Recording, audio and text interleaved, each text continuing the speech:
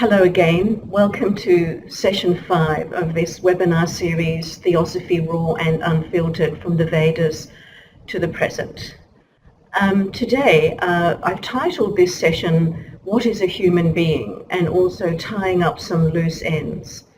The question, what is a human being, is a very important one. We saw in a previous session that Sir Francis Crick had said that it's amazing how many problems are seen in a new light when you begin to adjust yourself to the understanding that human beings are nothing but the product of chemical compounds. But of course, human beings are not nothing but the product of chemical compounds. According to the Vedas, according to the Upanishads, according to the eclectic Theosophical system, in ancient Greece, according to Plato, according to the ancient Egyptians, according to modern day Theosophy, the authors of the Mahatma letters, all of these would argue that human beings are not just the product of chemical compounds. The body may be a product of chemical compounds, but human beings and even the material world is the product of pure divine intelligence. So I'd like to take a little look today more closely at what is a human being. We've already seen that from a number of angles, from the Vedanta point of view, from the point of view of the Aryan philosophy, taking a kind of a top-down approach, looking at your real self, the self that you really are, which is Atma. And many of our problems, in fact, all of our problems, according to Vedanta and the Patanjali Yoga Sutras, are caused by our fundamental lack of knowledge of the real self. The real self, the self that you really are, is purna, full. It is not lacking anything. It is not wanting anything. And therefore, someone in a state of self-realization, for example, would be okay with whatever happened. And there are so many examples of that, of Ramana having very painful bone cancer and really not minding and worrying, being concerned more for the welfare of his disciples who were very worried and wanting him to get treatment and whatnot. But he had his consciousness settled elsewhere. And so the body to him was really like a passing show. And that takes a lot of pain out of our pain when you can observe the body from that state of independence, from that state of kaivalya or isolation, as it is called in the Yoga Sutras. A lot of the pain disappears. There's just the physical pain. There is not the psychological pain that compounds everything for us. So one of the things that I would like to clear up is a couple of, I think I made a couple of mistakes in passing last time. I may have described this chart from the section 2, book 2 of the Patanjali Yoga Sutras. I may have described this as a summary of the whole of the teaching of the Yoga Sutras. I'm not sure, but I might have said that. In fact, this is a summary or a chart of one of the teachings in the second book of the Yoga Sutras, and the section dealing with what is called Kriya Yoga or preparatory yoga. And this chart is something to do with Kriya Yoga. The word Kriya, like Sanskrit, is a handy language because it leaves clues to meaning all over itself. And we know that the root of the word Kriya is Kri, to do or to make, the same word from which we get the same root from which we get the word karma, which is action. The word Kri, to do or to make. And preparatory yoga is, as we will see in a moment, Taimani explains, for those who feel that they are not yet ready to make that complete and utter final ascent, which is what yoga is really all about. So this chart, which is about the attenuation of the kleshas. The kleshas, we may remember from last week, are the hindrances or afflictions. And the hindrances or afflictions besetting human beings are not external, they're all internal. And they are down at the bottom of this chart. Ignorance or avidya, attraction and repulsion towards sense objects, or we can just say all of the likes and dislikes, I amness, and the thirst for life, or the instinctive sense of self-preservation. These are the afflictions besetting us throughout all of our lives. And everything that we do, and every thought that we have, every step that we take, is founded on these subconscious impressions resulting from past deeds, mainly conditioned by avidya, attraction and repulsion towards objects, I amness, and the sense of instinctive self-preservation. And we've got two tracks here we were talking about last week. There is the road to rebirth, Samsara, the wheel of birth and death, or the road to Kaivalya, liberation. And we saw last week that in the Yoga Sutras we learn that every day, every life, every moment, every action, every thought is going one way or the other. You can't go both these ways at the same time. So you are either on the road back to attachment to the wheel of birth and death, or you're on the road leading to final liberation.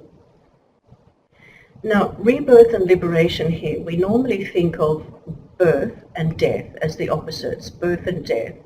But here, birth is not the opposite of death, it is the opposite of liberation. In other words, rebirth here is really death in Vedanta and yoga. Rebirth is what is described, if we take the Shanti mantra from Brihad Aranyaka Upanishad and At the Feet of the Master, lead me from the unreal to the real, from darkness to light, from death to immortality. Here we've got immortality on the right of this chart and death on the left. Death meaning death of awareness, so the contrast here is not between living and dying or life and death. The contrast here is between ordinary, mediocre living and living as we might be living, like really alive, living in a state of awareness and happiness, a state of Sat Chit Ananda. That is actually the human potential. But the ordinary round on the wheel of birth and death is just to keep repeating the same old thought patterns, the same old beliefs, conditioning our actions in the same old way, and therefore creating a deeper and deeper groove of what is really death compared to the full life that we could be living. Since last week, I've then summarized this whole chart and whole teaching with the aid of that great Indo-Aryan bard, Bob Dylan. And you can see on the side there, it says, those who are not busy being born are busy dying. Those not busy being born are busy dying. And I'm pretty sure that Bob Dylan also didn't mean those not busy being born as in taking birth again and again. I think what he must have meant, those not busy being born creatively, those not being busy born into aliveness, are busy dying. So while technically speaking he's not a great Indo-Aryan bard, he does speak in English, which is an Indo-Aryan language, and he is a great bard, so I'm not too far off there. In the preface to the Science of Yoga, Taimani summarized what Kriya Yoga is all about. And I love this quote because it says so much about the path as it is understood in the Theosophical Society. He says, those who do not feel themselves equal to this task, and this task is really liberation, self-realization, yoga as in yoga chitta vritti nirodha, the cessation of the modifications of the mind, really totally liberating oneself from the mind, which he had just previously to this quote said is a really major undertaking. It is not the work of a moment or a day. It is a life's work. And he says here, those who do not feel themselves equal to this task are not under any compulsion to attempt it immediately. They can continue the theoretical study of yoga. So those who are not ready to really practice yoga, they can continue the theoretical study of yoga, think constantly over life's deeper problems, try to purify their mind and strengthen their character, until their power of discrimination becomes sufficiently strong to enable them to pierce through ordinary illusions and see life in its naked reality. Until their power of discrimination is sufficiently strong to enable them to pierce through ordinary illusions and see life in its naked reality. That means that their power of discrimination is sufficiently strong to enable them to see beyond the Maya, to see beyond Mithya, to see beyond the falsity of the world, to see beyond the projection of the world onto that pure white screen, that deep empty space onto which the world is projected, just like our thoughts are a projection onto the deep silent space within. The world is a projection onto silent, deep space. And it takes a lot of discrimination or discernment or power of seeing to be able to see the difference between the self and its objects, the self and the sensory world. But at some point, through cleaning up the mud in our lake by the theoretical study of this tradition, thinking constantly over life's deeper problems, purifying the mind and strengthening the character, that hones our skills of discernment as well. And that is Kriya Yoga. This is the purpose of Kriya Yoga. And then he goes on to say, when the inner eyes of true discrimination begin to open as a result of the practice of Kriya Yoga, they will cease to wonder whether they are strong enough to undertake this long and difficult journey to their true homes. So that is really, I just wanted to clarify the status of Kriya Yoga in the Patanjali Yoga Sutras. And before we move away from this chart altogether, I would like to say something else about samsara or rebirth. I suggested a moment ago that we're not speaking about rebirth as being the problem. Rebirth, or being alive, being born, living in the material world, is not actually the problem. The problem is samsara. And the word samsara, of course, literally means with that which moves, the world of movement, as opposed to the self, which does not move. So the material world is samsara. But another way of looking at samsara, which I found very useful, I got from a talk by Swami Paramarthananda in Chennai, where he described samsara as a syndrome consisting of 3 interrelated ailments. A syndrome consisting of 3 interrelated ailments, and they were attachment, sorrow, and delusion. Attachment, sorrow, and delusion. So attachment comes about because we do not know the real self.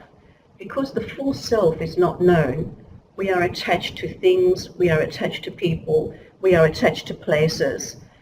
Through this sense of lack, there is this attachment. That is the fundamental problem in samsara, is attachment, or one of the fundamental problems. This then gives rise naturally to sorrow, because whatever we are attached to, we will lose. Attachment and sorrow inevitably lead also to delusion. And by delusion, he means wrong thinking, wrong judgments. When the mind is suffering, when the mind is full of sorrow, when the mind is full of attachments, it cannot see straight. And I've made so many errors in my life simply because I thought what I was about to do was okay, and in fact a really good idea and necessary, because I really wanted it. And in fact, it was not okay, it was not a good idea, and it was not necessary. So, delusion. So samsara, the problem here on the left is not being born, being alive, it is samsara.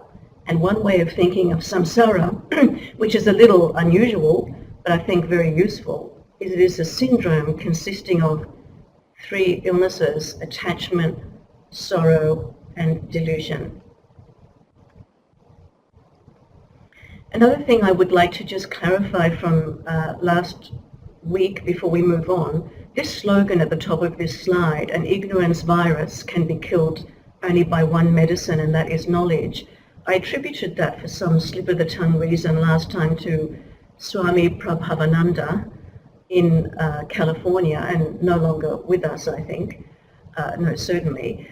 And it was actually something I got from a talk by Swami Paramarthananda in Chennai. And he said an ignorance virus, or avidya, can be killed only by one medicine, and that is knowledge. And the statement below it is from Shankaracharya's Atma Bodha. As fire is the direct cause of cooking, so knowledge, and not any other discipline, is the direct cause of liberation. For liberation cannot be attained without knowledge. This is one of the most controversial statements and teachings in Vedanta, and it is also a source of quite a lot of controversy in the Theosophical Society, because this seems to be something different to what we normally think of as the path. As fire is the direct cause of cooking, so knowledge, and not any other discipline, is the direct cause of liberation. For liberation cannot be attained without knowledge. Now we can see from a very small understanding of Kriya Yoga in the Patanjali Yoga Sutras that yes, yoga is the direct knowledge. Yoga is the union. Yoga is the goal. Yoga is what is there when there are no modifications of the mind. But there are indirect aids. Only that leads to liberation. But indirectly, there is Kriya Yoga. Indirectly, there are lots of things that you can do which indirectly lead to liberation. And that was also Shankaracharya's teaching. Action cannot destroy ignorance, for it is not in conflict with ignorance. Knowledge alone destroys ignorance as light destroys darkness. But the fundamental problems that are obstructing us from this knowledge can be attenuated, can be thinned out. And that's where our spiritual practices, sadhana, meditation, and all of that, the place that they play, relatively speaking, in this scheme. The ultimate truth, the highest truth really is that no action leads to liberation. Not even right action leads to liberation. But actions thin out, the fundamental hindrances. Some of our actions can mire us even further in a hole, and other actions dredge the lake, dredge the mud from the lake. So now let's move on. The heat, Ed is saying, yes, it seems to me that the heat is the cause of cooking, not just fire. But we could argue that heat is also part of the Agni Tattva, the fire element. It is heat. The fire applies heat to the meal, and that is why you get cooking instead of raw salad or gazpacho. So now I've tried to sort out a bit of the mess that I created last week. And so now we move on to this session proper, beginning with a statement by H.P. Blavatsky from an essay of hers, I think it was, Spiritual Progress. H.P. Blavatsky's Spiritual Progress, which is an excellent essay to read for a number of reasons. She says in there, whatever differences are to be found in the various presentations of the esoteric doctrine, yet in every one of them we find the fullest agreement upon one point, the road to spiritual development. one only inflexible rule has ever been binding on the neophyte, as it is binding now, the complete subjugation of the lower nature by the higher. So whatever differences are to be found in the presentations of the esoteric doctrine, in all of them, there has ever been but one road to spiritual development, one inflexible rule, one way, and that is the complete subjugation of the lower nature by the higher. Now, before we move on to read the rest of that statement or quote, I would like to hone in on where she says the complete subjugation of the lower nature by the higher. Because I think this is one typical example or possible example of where the unwary could easily misunderstand what is said here without a background knowledge of Vedanta, the Aryan philosophy, and all the things that we've been speaking about in this webinar. What is meant by the complete subjugation of the lower nature by the higher? The word subjugation implies a kind of force, it implies force. It implies a kind of a control of the lower nature by the higher. But in fact, it is not so much a subjugation of the lower nature by the higher, it is more an awareness of our higher natures. That is the only way of actually subjugating the lower nature. The lower nature cannot be subjugated by an effort of the will, as we will see a little bit later. That is impossible. It is in fact a takeover by the higher nature. It is a realization of one's higher nature. It is an opening to the higher nature.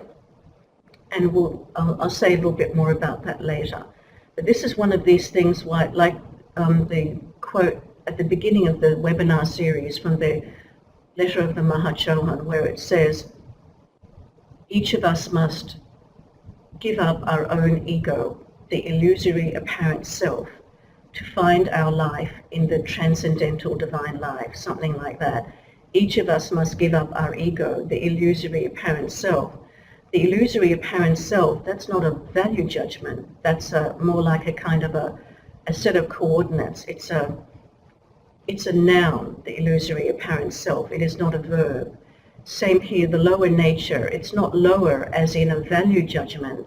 It's the lower nature as in a part of our geometry, a part of one of our bodies is the lower nature, and the higher is another body or vehicle. To go on now, from the Vedas and the Upanishads to the recently published Light on the Path, search as we may through the Bibles of every race and cult, we find but one only way, hard, painful, troublesome, by which man can gain the true spiritual insight.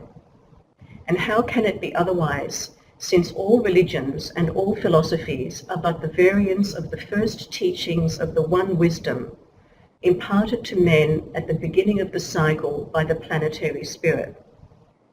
So here she's saying there is only one way by which we can ascend to or gain true spiritual insight, and that is the complete subjugation of the lower nature by the higher, or the complete surrender to the higher, or complete awareness of the higher, or complete discernment of the higher. And then at the end here, she says something very interesting. How can it be otherwise, since all religions and all philosophies are but the variants of the first teachings of the one wisdom imparted to men at the beginning of the cycle by the planetary spirit? Now, I wonder if you remember that I think it was in the first session, Jim asked a question, something like, where do these teachings come from? Where did the Vedas come from? Ancient, 8,000 BC. And where did they come from? Where did the rishis get the teachings in the Vedas from? And here, in a sense, we have an answer to that.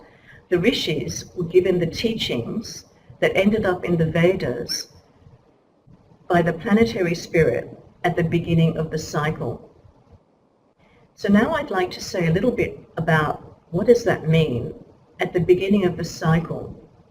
Because it has a lot of implications for, it helps to explain a lot of things, not just why so long ago we had this perfect wisdom, and since then we seem to be nothing but falling away from it. Things seem to just start off perfect and get degraded, just like in the second law of thermodynamics.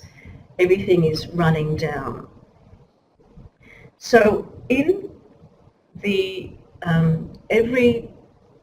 certainly every Oriental civilization, and I think every ancient civilization had some kind of a theory of cosmic cycles, which in the Aryan tradition is the four yugas, is part of this overall theory of cosmic cycles. And I'd like to read a little bit that I prepared and didn't put into slides about that, and I think we will find it useful. I think you will find it useful. So at the beginning of this cycle, the planetary spirit, maybe Dian Shohan's or just pure boundless intelligence, transferred to humanity at the beginning of this cycle the summation of knowledge from the previous cycle. It's like a reincarnation of knowledge, in a sense. And the theory of the yugas, we all know that we are living in the Kali Yuga, which is the last of the ages, the lowest order, the Iron Age. But the cycles begin with a golden age, which is a conundrum. Why do the cycles begin with a golden age? You know, we've all been conditioned to think of the arrow of time, and time moves forward. So there is a progress of movement, moving forward in time. But maybe time is not an arrow, time is a circle. And the circle begins, or doesn't begin, but part of the circle is the golden age, the Krita Yuga. This is the longest in duration. It's in fact 4 times the length of time as the Kali Yuga. And in the golden age, perfect justice ruled the world. There were no laws even. Everything was in a state of harmony, so there was no need for any kind of laws. There was no Kriya Yoga. There were no spiritual practices. Happiness and justice were the order of the day, and morality ruled the universe. Everything just happened spontaneously, and everybody was okay with whatever happened. Nothing was forced. Then in the second age, the Treta Yuga, this is a retrograde step and lasting 3 times as less, so only 3/4 of the golden age. The Treta Yuga, the Silver Age, lasted only 3 times what three-thirds of the Golden Age, that retrograde step. And there, at that time, was the beginning of a sense of justice. There was a need for some kind of understanding of moral order, because it was not spontaneous. There was already a falling away from truth in the Treta Yuga. Then comes the Dvapara Yuga, lasting half the time of the Golden Age, and only half of the Dharma survived the transition. So half of the Dharma that had been given to us at the beginning had survived into the Dvapara Yuga. In this stage, evil is increasing. Evil was born in the Treta Yuga. In the Dvapara Yuga, it starts to increase. It starts to gain ground. It starts to take over. And human life becomes shorter and more brutish. I'm not making this up. This is actually from the teachings that exist on the 4 ages. And then Kali Yuga, our own times. In the Kali Yuga, only 1/4 of the moral order is observed, and society has reached the extremes of degradation. In the words of the Vishnu Purana, the Kali Yuga is the age in which property alone confers social rank. Wealth becomes the motive of the passions, and falsehood is the precondition of success in life. That's an excellent description of the times in which we live. In the Vishnu Purana, it says, the Kali Yuga is the age in which property alone confers social rank. Wealth becomes the motive of the passions, and falsehood is the precondition of success in life. We will see in a moment the significance of what is it that is the motive of the passions. Different things can be the motive of the passions. For example, mumukshutva, the strong urge for liberation, the longing for liberation, can become the motive of our passions, or wealth can become the motive of our passions. There will always be our passions, but it just depends. A lot hangs on what is their motive. And a lot hangs on what we believe we really are, what we believe the human being really is.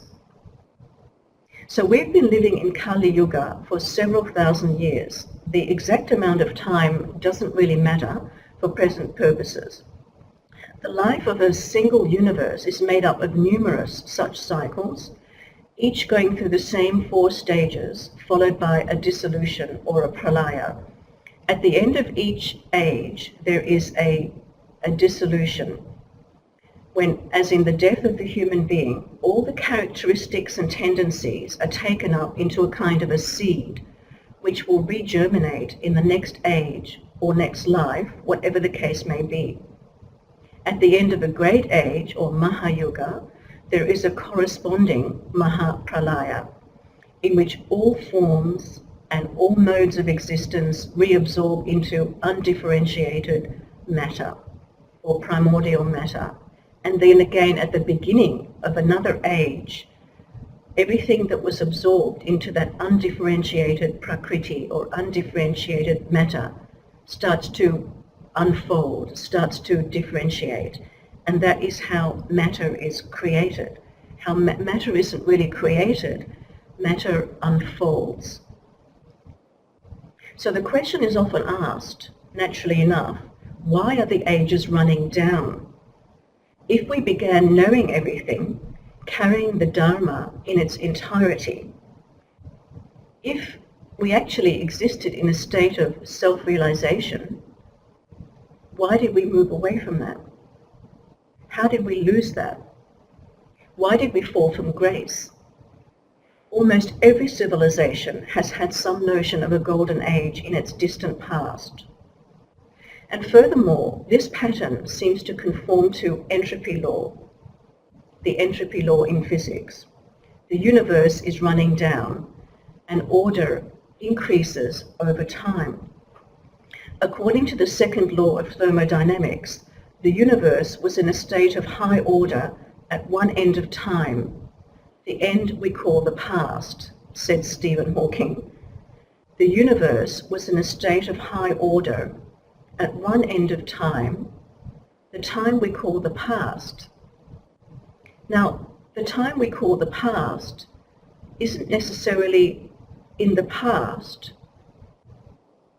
Chronologically, it's not necessarily in the past in a straight arrow going from the past to the future. That's the arrow of time. But what if time is not an arrow, it's a circle? If time is a circle, there is no end. The past is not an end. The past is somewhere on that circle. And as it happens, the past, the Kali Yuga, which is the extreme of degradation, is right next to the golden age on that circle. You know, after the Kali Yuga, at the end of the Kali Yuga, there will be a reabsorption into a state of undifferentiated matter. There will be a pralaya. And the next thing to emerge out of the one after the Kali Yuga is the golden age. So there is a very close link between the extreme of degradation and perfect Sat Chit Ananda. From the moment of the birth of the universe, the Big Bang, the universe has been expanding and disorder has been increasing. The disorder of physics, Stephen Hawking explained, is nothing other than movement itself. The disorder of the universe is just movement. We start from no movement, and then movement begins, expanding outward, and disorder increases. Disorder is just movement. An exchange of energy upon which our lives depend utterly. So without movement, there is nothing happening. It's the same with thought. Thought is a movement in time, and something is happening. In the stillness, in some ways, nothing is happening, but the stillness is primary. The stillness is that out of which the thought moves and is resolved. There's constant in-breathing and out-breathing. One of the problems with us is that we are aware only of the level of thought. We're not really aware of the silent, deep silent space from which these thoughts emerge. Anyway, in both Big Bang theory and the theory of cyclic time, when disorder reaches its outer limits, a contraction begins to take place. And eventually, the central point of complete order is reached once again. At that point, there is a dissolution of all forms. There is a dissolution of all matter. And the universe is reabsorbed once again into undifferentiated matter until such a time as there is another outbreathing in another cycle. So the cosmic cycles don't follow the same pattern as the arrow of time. And that is one reason why we can start off in a state of Sat Chit Ananda, where there isn't even a need for the concept of justice. There is no what we call evil, evil being just a movement away from the self, away from the one, away from the totality. In a way, in a strange way, what we call evil is nothing but motion. We don't take that literally, but there is stillness and there is movement. I'm reminded there of what Plato, who said, time is the moving face of eternity. There's time and there's eternity, and time is the moving face of eternity. It's not really separate, but it's different. It's motion. And this world is the world of motion. And in the world of motion, disorder expands. Disorder always increases. And Kali Yuga is the extreme of disorder. We are now living in the extreme of disorder. So things can only get better from here. Okay, what is a human being? So this is a human being. There's not a lot of detail here because what we're looking at is just the surface of the human being. There's some detail. We can see 2 eyes, a nose and a mouth. They've got arms and legs. They can move around. They can hang on to things. They have opposable thumbs. They have reproductive organs, which for some reason the males choose to carry around on the outside. So this is a human being, but with not much detail. What happens if we slice one open, like in an anatomy class? Only in this case, spiritual anatomy. Spiritual anatomy 101. What does the human being look like? This is one way of showing what the human being looks like. Now don't panic, we're not going to go through this whole slide, and it doesn't matter if you can't read it all, because I'll go through what's relevant for this present session, or try to do that. This is where you see me digging myself out of a very deep hole that I dug by deciding to go through this chart. Oh, thank you, Jim. You're an angel. Oh, Pablo, someone. So many people in the Theosophical Society would have seen various versions of the septenary division or the septenary constitution of the human being, or the 7 planes of existence and the 7 bodies of man. And here we can see under the column here, functioning principles, a fairly typical classification. This chart I'm using was created by Eddie Bilimoria, and it combines several different versions of the bodies of man from different traditions. So esoteric Buddhism, Vedanta, and Taraka Raja Yoga. But here, the functioning principles, we begin with, let's look at the dense physical body, which is what we saw in the picture a moment ago, the dense physical body, called in Vedanta Annamaya Kosha. Annamaya Kosha, oh, we've got an arrow. Am I supposed to be able to move that arrow? Yeah. Annamaya Kosha, from the word Anna, meaning food. The dense physical body, the Annamaya Kosha, is the body which takes in food, as in breakfast, lunch, and dinner. The different bodies have different foods, or hold different things, or consist of different things. The dense physical body, the Annamaya Kosha, is the body that is built up largely on breakfast, lunch, and dinner.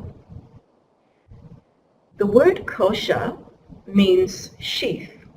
So each of these bodies is also a sheath containing a higher force, just like you put a blade into a sword into a sheath. The dense physical body is the sheath. The sword is above. The sword is what is in that sheath. So, and ultimately, the sword, which is the Atman, has all these sheaths. The higher is always contained in the lower. So the lower is the outer vesture of the higher. So the dense physical body is called the Annamaya Kosha because it is the body which is made up of food, as in breakfast, lunch, and dinner. Then there is an etheric force or a life principle in that body and surrounding that body, contained within that body. And that is made up of prana, or energy, the pranamaya kosha, the energy body. Prana is energy, the life breath. Prana actually is a very deep concept, meaning not just breathing, not just the breathing of the physical body, but the energy of the entire organism is in the pranamaya kosha. And then there's the kama rupa, kama as in desire. This is the body containing, this is where all our passions go. You know, this is where all our passions are housed. And those passions can be higher or lower. It might be the passion for liberation. It might be the passion to serve, or it might be the passion for wealth. In the Kali Yuga, the passions are mainly passions for wealth. In the Treta Yuga, the second age, the passions are mainly for justice, wholeness, harmony, perhaps. So I'd like to skip a slide here. So the physical body is the house in which the entire human being rides. The physical body is the horse on which we ride. The physical body is the way that the self that you really are interacts with the world. Now, when we say that the self, the Atma, interacts with the world, we have to be very careful, because the self interacts with the world, but also always remains completely independent from the world. It's like that being in the world but not of it. The self is in the world in only some senses. It is always not of it.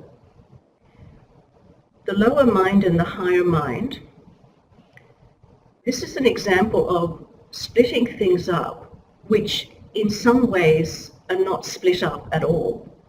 There is only one mind. It is higher or lower depending on where it is attending, what it is attending to, where its interest lies. HPB described Buddhimana somewhere as heaven aspiring. It's the inward turned, the contemplative, intuitive mind. The word buddhi means awake. It comes from the word bud, to awake. So the Buddha was awakened. And that state of being awake exists right now in every one of us in the functioning principle of the human being known as buddhi, which is the spiritual intelligence. It is very close in nature to Atma or the Atman. I mean, to all intents and purposes, we needn't even distinguish between them. We can see on the right here where it's got the qualities of consciousness displayed or manifested. Atma is pure consciousness, as in Sat Chit Ananda. Boundless existence, intelligence and bliss. And buddhi is very close in nature to the above, and it is experienced as pure awareness, the silent watcher. So there are in the human being various faculties. The mental faculty, the awareness faculty, and just pure contentless consciousness. These are all faculties, and the lower quaternary consists of what we call bodies, but bodies not in the usual sense, sorry about this. Bodies as in functions. They're not strictly speaking locations, although they are locations in one sense. Very important thing to point out here, which is quite interesting. The physical body, which is where the brain is a physical organ. That is not where the mind is. That is not where our thoughts are. Our thoughts cannot be in the brain, which is a physical organ, because our thoughts are manas. The mind is not in the brain. The brain is not the same as the mind. Where do our thoughts go? Our thoughts don't get housed in the brain. What about thought transference? If I pick up on your thoughts, does that mean I pick your brain? Do I slice your brain open and take thoughts in thought transference? No, I pick up on them from where they are, which is in another body, a more subtle body. And these three, the etheric body, the Kama Rupa, and the lower mind, in fact the mind, the Manomaya Kosha, these are the subtle bodies in the Vedanta Yoga classification. There is the physical body, there are the subtle bodies, and then there is the self. Now, why am I saying all this? Okay. At the top of the chart of the functioning principles, there's a very important fact, a very important teaching, that the subject-object relation emerges only when mind emerges from the universe. Manas emerges in cosmological terms now. Manas is something that emerges at a rather late stage of unfoldment of the universe. At a rather late stage of development, cosmologic of the cosmos, does mind emerge. Until mind emerges, and mind is the subject-object relation, there is no observer and observed. There is only pure awareness as witnessing. I wonder, Jim, can we go back to the previous format of this? Yes. I'm getting a little bit disturbed by not seeing what I used to see here. And why is that important? An important fact for us to imbibe, that mind, thought, the subject-object relation, emerges at a late stage of development. That is because if we look at this constitution of the human being, the physical body, the desire body, the mental body, buddhi and atma, if we look at this as a chart, which it can be looked at as a chart of how the physical world was created, because this is not just the bodies of the human being, this is also the planes of existence. The physical plane is the last one to be created. The physical plane is the last one to emerge from the totality. The physical body, my physical body, is also the end result of a lot of other things. My physical body is the end result of my thoughts. My physical body is the end result of my passions. My physical body is the end result of prana. So the physical is the least significant element in some ways. We can almost say from a healing point of view that the physical and illness that emerges into the physical body was first somewhere else. And the most sure way of curing any illness is to cure it at its source. You know, the real cause of the illness is not just physical. We know that it's also emotional and it's mental.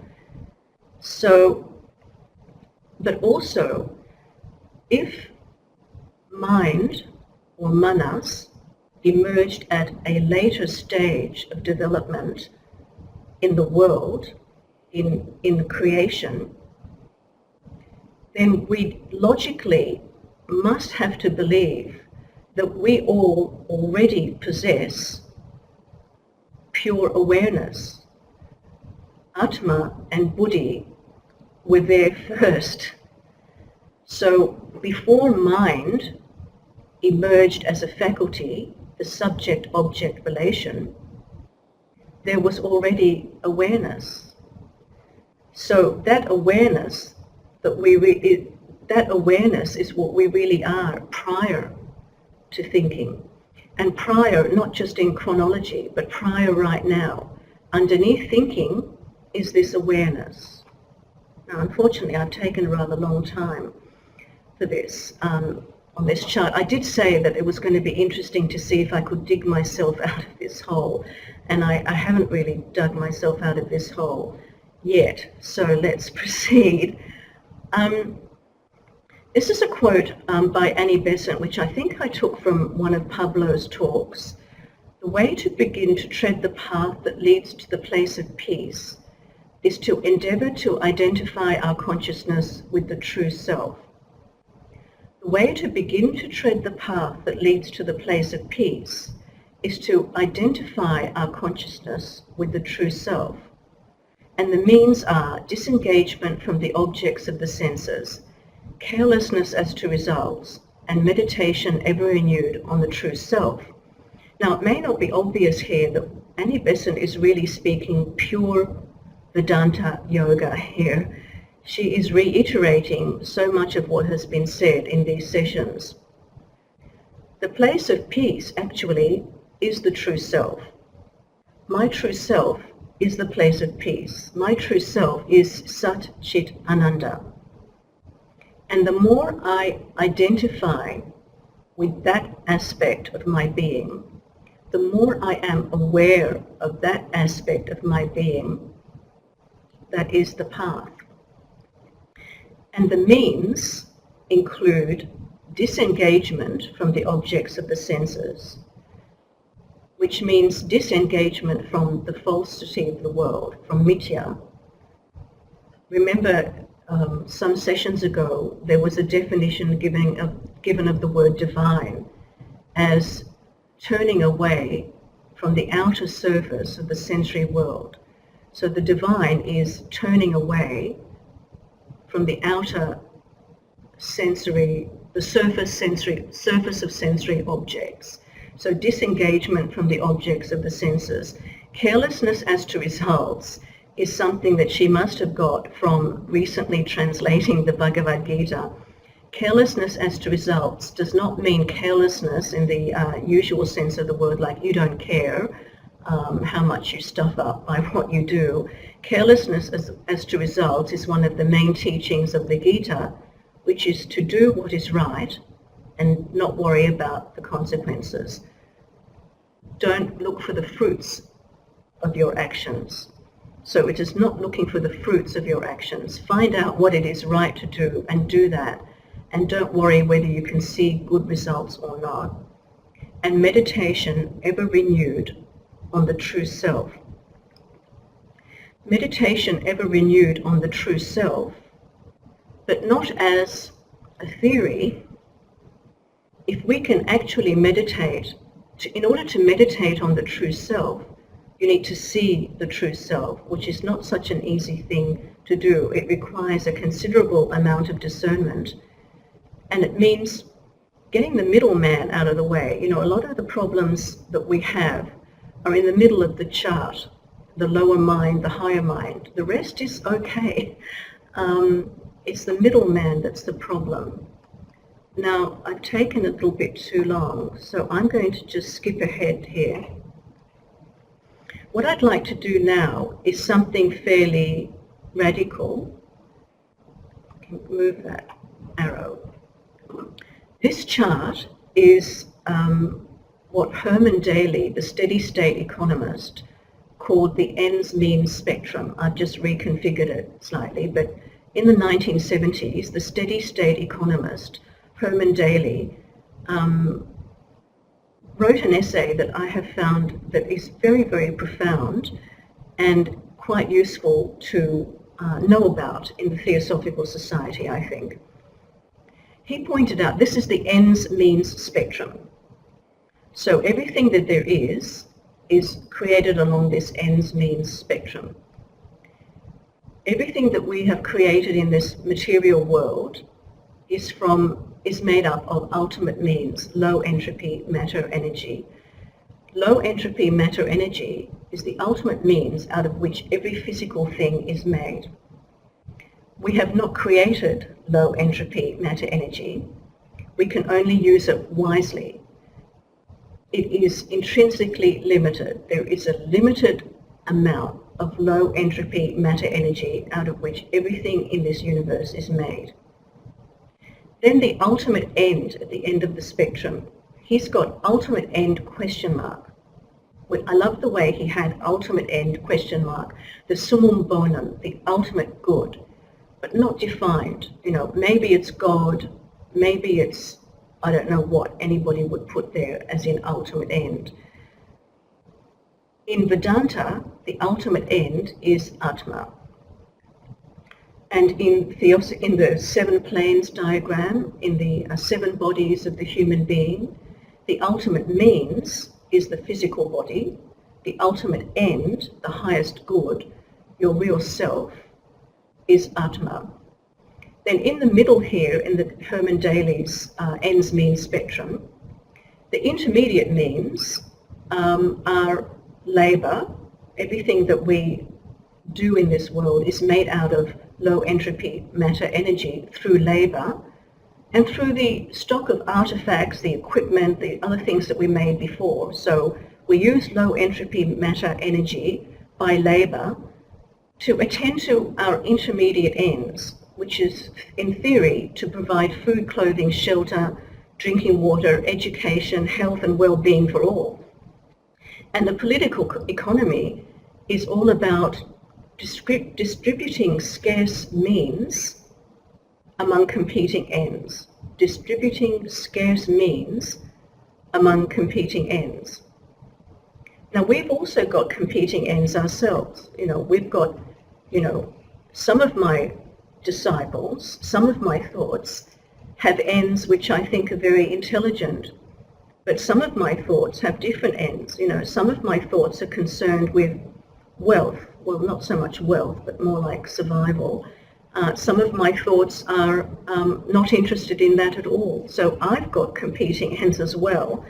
And all of my efforts in life are geared towards distributing the limited means at my disposal among these competing ends.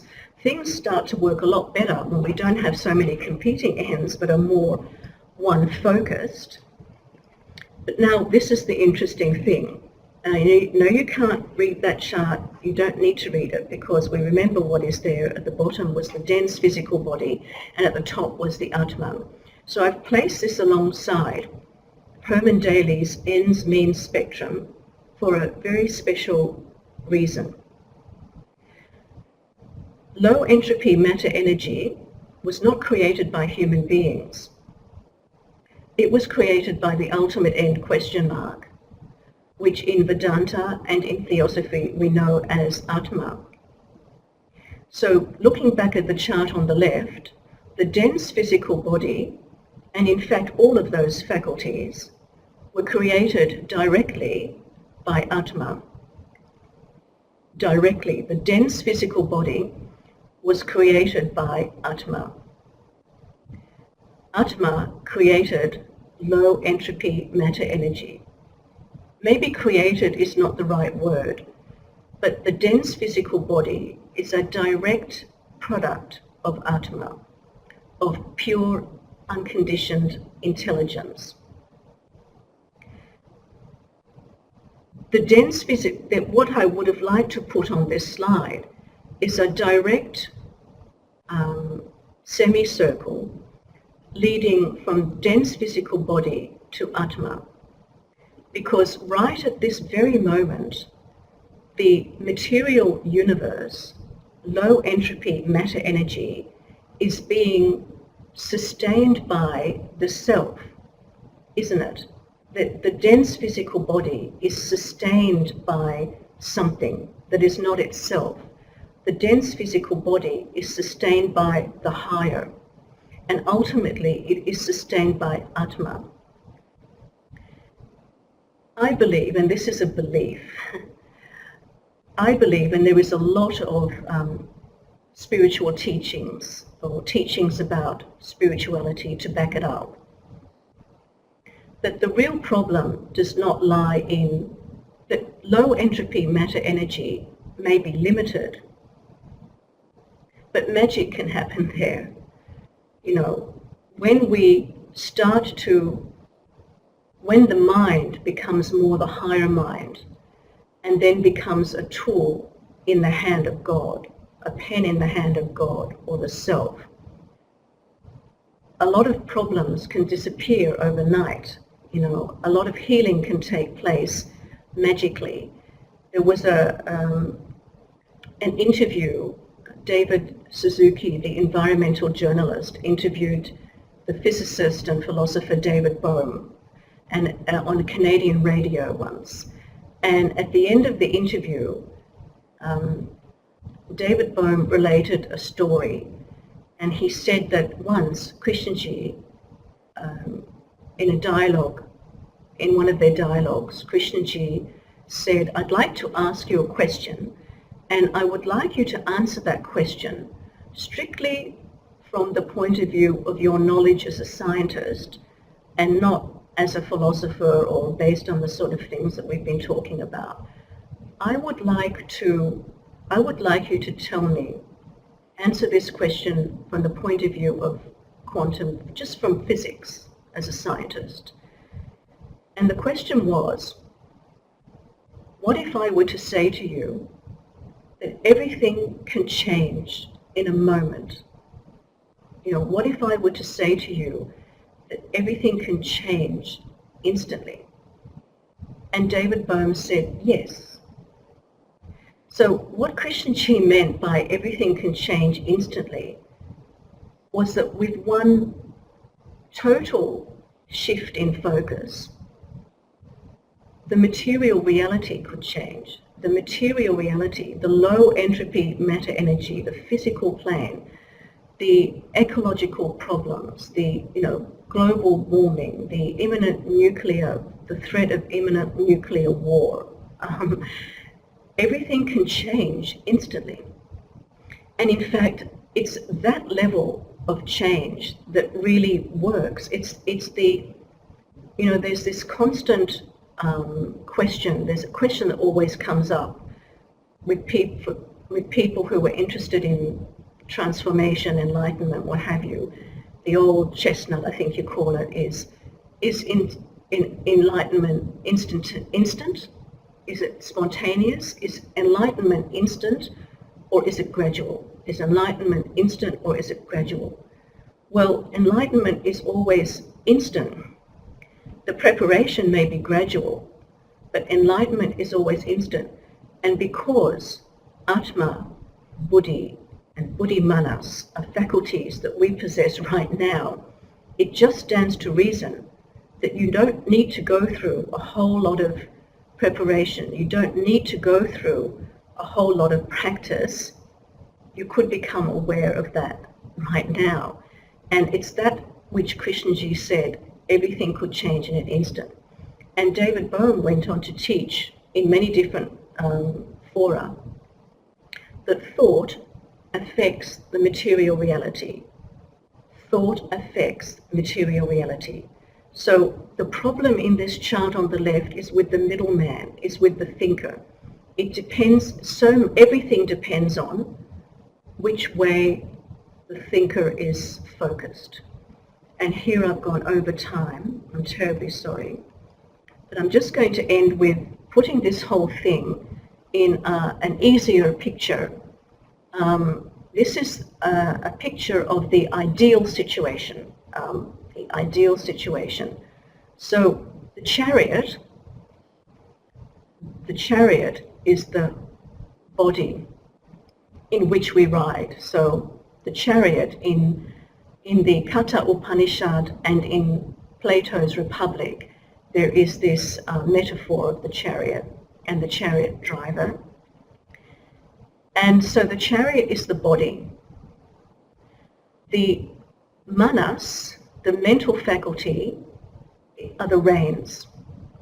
And the reins, the mental faculty, manas, is guiding the horses. The horses are the senses and also the paths on which the horses ride. So the horses are going left, right, and all over the place, determined entirely by the reins, which is the mind. So where you want to go, where your focus is where the horses are going to be going.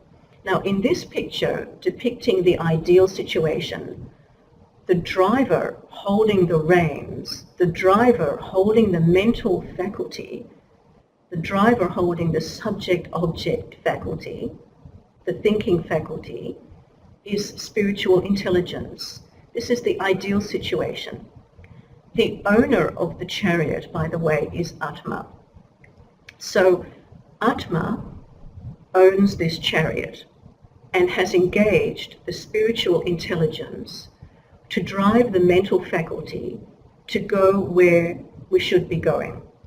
This is the ideal situation where my chariot is being driven by my spiritual intelligence or our spiritual intelligence. And this is Dara. I should have called this self-portrait. So the chariot in which we ride, when it is being driven by the lower mind, and the lower mind, it's not really lower and higher, it is the mind that is concerned with what in the Vishnu Purana it said, wealth, wealth, power, the mind of, I don't know what, the used car salesman or something, or my mind, Dara's mind, the lower mind. So in my case, it's not the ideal situation. Everything is the same. The horses represent the senses and the paths on which they ride. The horses are always in the reins of the mind, the mental faculty. But it just depends on who's driving this chariot. The question to ask ourselves all the time is just who is driving this chariot? And this is a question that we can ask ourselves every day, and in every situation, in every complex situation, just who is driving this chariot? Is it pure contentless consciousness? Am I coming from pure contentless consciousness? Am I coming from spiritual intelligence? Is this seeing, or is this thinking in the service of desire? Kama manas, the desire mind, is just the mental faculty in the service of desire, the outward turned desires, desires that are fueled by ignorance, I amness, attachments and repulsions, and instinctive self-preservation. So what is the human being? The human being is that totality. Our problem is in the middle. Just skipping back before we close for today.